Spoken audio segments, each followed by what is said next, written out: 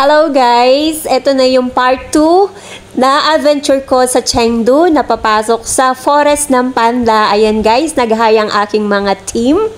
Napakasaya guys ang adventure na to sa daming tao na pumapasok. Ay boss, eto si boss namin. So nag-hi din siya sa vlog ko.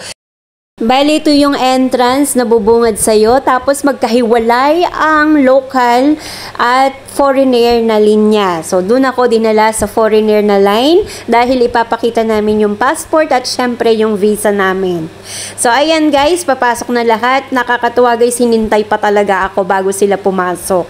So, ayan, dahil ako lang ang foreigner sa kanila. Bago pala kami papasok dito guys, in-instruct na kami. So, ipapakita lang yung passport or sa kanila local is ID. And then, sabi nila sa amin, hindi pagising si Panda dahil napakaaga naming pumunta dito. Kaya makikita namin silang nakahiga pa. Kaya ayan, ang daming bibisita kina Panda pero sila'y tulog pa. Nakakatuwa naman guys, 'di ba? Tingnan nyo naman, tulog pa talaga sila. Oh, ang dami na silang bisita. Ayan, may isang nagising na, tingnan nyo guys, kumakain na siya. Napakababaw lang ng aming kaligayahan guys. Tingnan nyo naman. Para lang makita si Panda. Ang dami-daming tao dito sa loob ng forest nang dahil sa kanila guys. Pero nang pagkakita ko guys, ang kanilang balahibo ay nagba-brown na siya. Hindi na siya puti guys. Nakakatuwa talaga sila. Tingnan nyo naman. Kumakain sila, wala silang pake.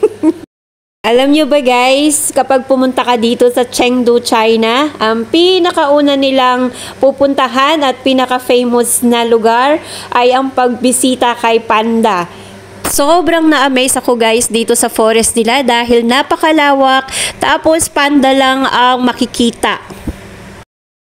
Sobrang nag-enjoy talaga ako dito dahil 2 hours kaming umikot dito sa loob ng forest para lang makita si Panda pero tulog pa.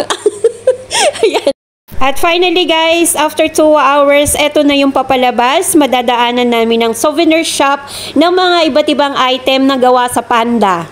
Hanggang dito na lang guys. Thank you for watching. Follow for more dito sa live ko sa China. Bye!